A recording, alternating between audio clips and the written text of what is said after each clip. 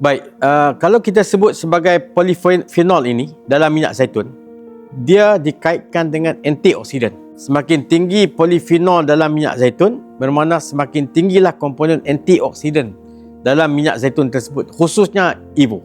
Kemudian kita juga kaitkan dengan polyphenol ini adalah suatu biokompaun yang ada dalam minyak zaitun untuk mengelakkan minyak zaitun itu termudahnya teroksida.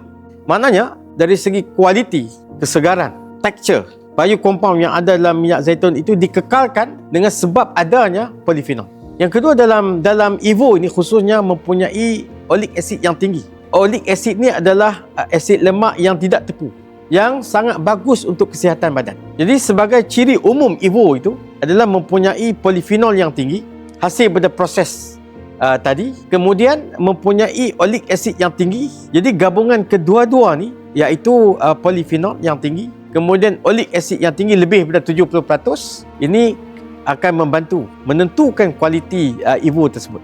Semakin tinggi kandungan polyphenol, dia akan menyebabkan rasa lebih pahit dan lebih pedas. Sekiranya oleic acid itu tinggi, maka akan rasa lebih lemak minyak zaitun tersebut. Kalau kita berasaskan kepada kajian, polyphenol ini contohnya hydroxytyrosol dan juga tyrosol, dia dapat membantu untuk merendahkan kandungan kolesterol di dalam tubuh badan manusia, dan juga dia membantu untuk meningkatkan imuniti badan melalui proses antioksidan.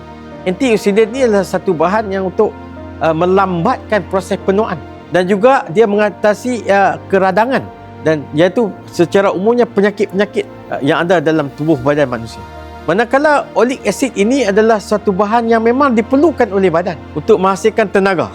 Jadi siapa yang minum minyak zaitun, maka dia akan jadi lebih sihat. Kerana apa? Kerana kolesterolnya semakin rendah, kandungan gulanya terkawal, kan? Imuniti badannya semakin meningkat, dan kemudian masa yang sama adalah di mana keperluan badan kepada asid lemak yang tidak tepu untuk menghasilkan tenaga yang lebih tinggi. Jadi gabungan kedua-dua ni, kalau kita perhatikan kelebihan minyak zaitun ini adalah akan membantu kesihatan tubuh badan secara menyeluruh.